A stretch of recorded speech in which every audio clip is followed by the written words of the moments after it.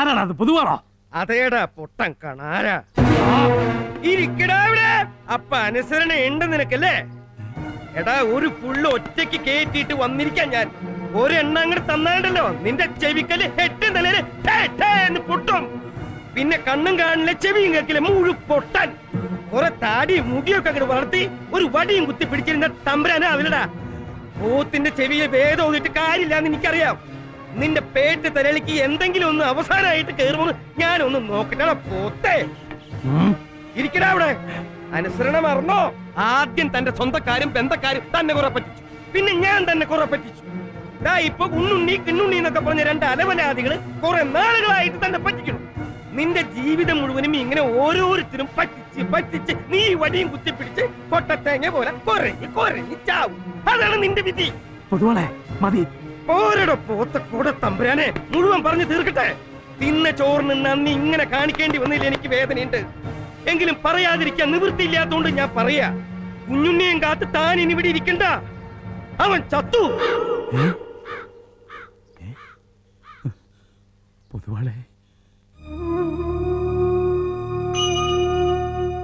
സത്യം ഞാൻ ഈ പറയണേ.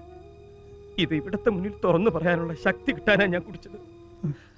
വേണ്ടിയിട്ടല്ല, അതിനുള്ള ധൈര്യം കിട്ടാനാ ഞാൻ ചീത്ത വിളിച്ചത്. ക്ഷമിക്കണം. പോയി തമ്പുരാനെ, നമ്മുടെ കുഞ്ഞിനെ ദൈവം തിരിച്ചു വിളിച്ചോണ്ട് പോയി.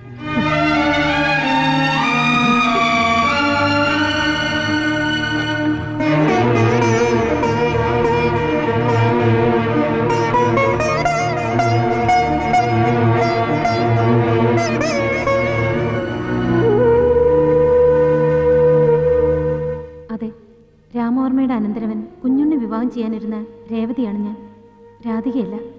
കൺസ്ട്രക്ഷൻ സൈറ്റിന്റെ മോളിൽ നിന്ന് വീണാണ് കുഞ്ഞുണ്ണി മരിച്ചത്. എങ്ങനെയാ അതിവിടെ അറിയിക്കുക എന്ന ധർമ്മസങ്കടത്തിലായിരുന്നു അമ്മാവൻ. അതുകൊണ്ടാണ് 6 മാസം കഴിഞ്ഞേ വരൂ എന്ന കള്ള ടെലഗ്രാം അടിച്ച ശേഷം സാവകാശം ഇവിടെ വന്ന് സത്യം അറിയിക്കാൻ എന്നെ ഇങ്ങോട്ട് അയച്ചത്. ഇവിടെ വന്നപ്പോൾ കുഞ്ഞുണ്ണി വന്ന സന്തോഷത്തിൽ മതിമറന്ന് നടക്കുന്ന തമ്പുരാനെയും തമ്പുരാട്ടിയുമാണ് ഞാൻ കണ്ടത്. സത്യം പറയാനുള്ള ധൈര്യം എനിക്കുണ്ടായില്ല. അതുകൊണ്ടാണ് ഞാനും രാധികയായി ഇവിടെ നടന്ന ഈ നാടകത്തിൽ പങ്കുചേർന്നത്. കുഞ്ഞുണ്ണി പറഞ്ഞ ഇവിടുത്തെ എല്ലാ കാര്യങ്ങളും എനിക്കറിയാം. കുഞ്ഞുണ്ണിയുടെ മോഹമായിരുന്നു അച്ചമ്മയുടെ സപ്തതിക്ക് എല്ലാവരെയും വിളിച്ചുകൂട്ടി ആഘോഷിക്കണമെന്ന്. അതുകൊണ്ട് അവരെല്ലാം വരാൻ വേണ്ടിയാ പെട്ടിയെക്കുറിച്ചുള്ള കഥ ഞാൻ ഉണ്ടാക്കി അവരെ അറിയിച്ചത്. ചെയ്തതൊക്കെ തെറ്റായിരുന്നു എന്നറിയാം, ക്ഷമിക്കണം. എന്നോടും കുഞ്ഞുണ്ണി, ശിവൻ, ശിവരാമൻ, അതാണ് എൻ്റെ പേര്. എല്ലാം ഞാൻ കേട്ടു.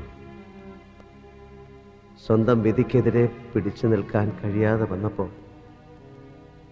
ഒന്ന് പയറ്റി നോക്കിയതാണ് ഞാൻ. അതിനുവേണ്ടി ഒരുപാട് കള്ളത്തരങ്ങൾ ചെയ്യേണ്ടതായും പറയേണ്ടതായും വന്നു. പക്ഷെ അതുകൊണ്ടൊന്നും തലയിലെഴുത്ത് മാറ്റാൻ കഴിയില്ല. തോറ്റുപോയി.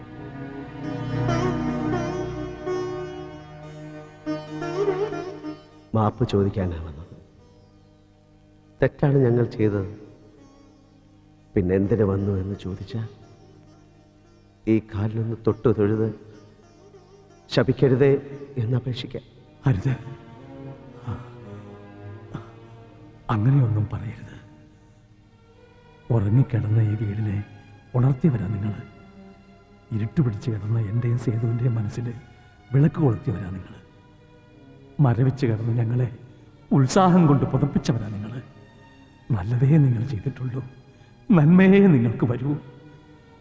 നിങ്ങളെക്കുറിച്ച് എല്ലാം ഇപ്പം എനിക്കറിയാം. എനിക്കൊരപേക്ഷയുണ്ട് അങ്ങോട്ട്. അയ്യോ, അപേക്ഷ എന്ന് മാത്രം പറയരുത്. എന്താന്ന് വെച്ചാൽ പറഞ്ഞോളൂ. വല്ലാത്ത ധർമ്മസങ്കടത്തിലാണ് ഞാൻ.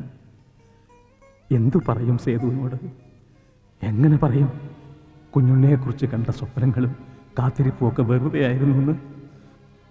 ഒന്നും അറിയാതെ ആ പാവം അവളുടെ ഉണ്ണിക്കണ്ണിന് പൂജയും നിത്യവും നടത്തുക, പ്രാർത്ഥിക്കുക, കുഞ്ഞുണ്ണിക്ക് നന്മയും ദീർഘായുസ്സും നൽകാൻ. ചന്ദനവും പ്രസാദവുമായിട്ട് അവളിപ്പോൾ ഇറങ്ങി വരും കുഞ്ഞുണ്ണിയെ തൊടിയിക്കാൻ. കുഞ്ഞുണ്ണി എവിടെയെന്ന് ചോദിച്ചാൽ ഞാൻ എന്താ പറയാ? കുഞ്ഞുണ്ണി ജീവിച്ചിരിപ്പില്ല എന്നറിഞ്ഞാൽ അവക്കത് താങ്ങാനാവില്ല. ആ നിമിഷം അവള് മരിക്കും. എന്റെ സേതു എന്നെ വിട്ടുപോയാൽ പിന്നെ ഒരു നിമിഷം ഞാൻ ഈ ഭൂമിയിൽ ഉണ്ടാവില്ല. അച്ഛച്ച, ക്ഷമിക്കണം.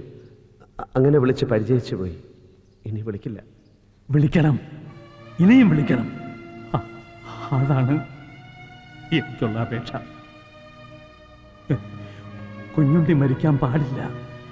ശിവരാമന്റെ ശബ്ദവും ഗോവിന്ദന്റെ ദേഹവുമായി കുഞ്ഞുണ്ണി ജീവിക്കണം. ഈ കാണുന്നതെല്ലാം നിങ്ങൾക്ക് കൂലിയായിട്ടോ അവകാശമായിട്ടോ എങ്ങനെ വേണമെങ്കിലും എടുക്കാം. എനിക്കൊന്നും വേണ്ട.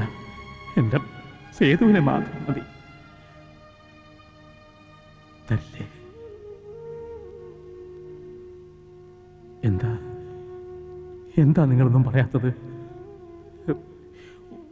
ഒന്നും നഷ്ടപ്പെടാനില്ലല്ലോ നിങ്ങൾക്ക്. ഒരല്പം കരുണ എന്നോട് കാട്ടിക്കൂടെ? അങ്ങനെ പറയരുത്. കുഞ്ഞുണ്ണിയുടെ ശബ്ദം മാത്രമേ ഇവിടെ ഉള്ളൂ. ഗോവിന്ദൻ പോയി. കുഞ്ഞുണ്ണി, എവിടെയാ നീ?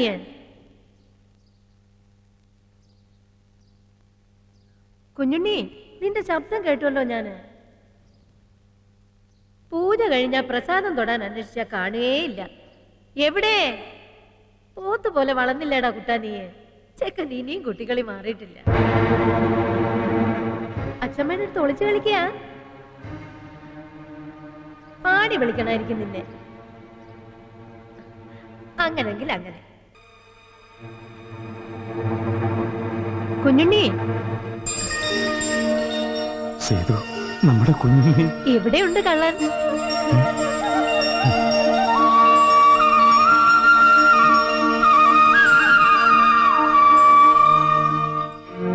കുഞ്ഞുണ്ണി, ഞാനിവിടെ തന്നെ ഉണ്ട് അച്ഛച്ച. അച്ഛമ്മയുടെ പാട്ട് കേൾക്കാൻ വേണ്ടി ഞാൻ വെറുതെ ഒളിച്ചിരുന്നതാ. കുറുമ്പ് കൂടുന്നുണ്ട് ചെക്കന്. എങ്കിലും അച്ഛമ്മയ്ക്ക് ഇഷ്ടാ. കളിച്ചോ കളിച്ചോ. നിന്റെ താളത്തിന് തുള്ളാൻ വേറെ ആരാ ഉള്ളത്? ഈ അച്ഛമ്മയും അച്ഛനും അല്ലാതെ.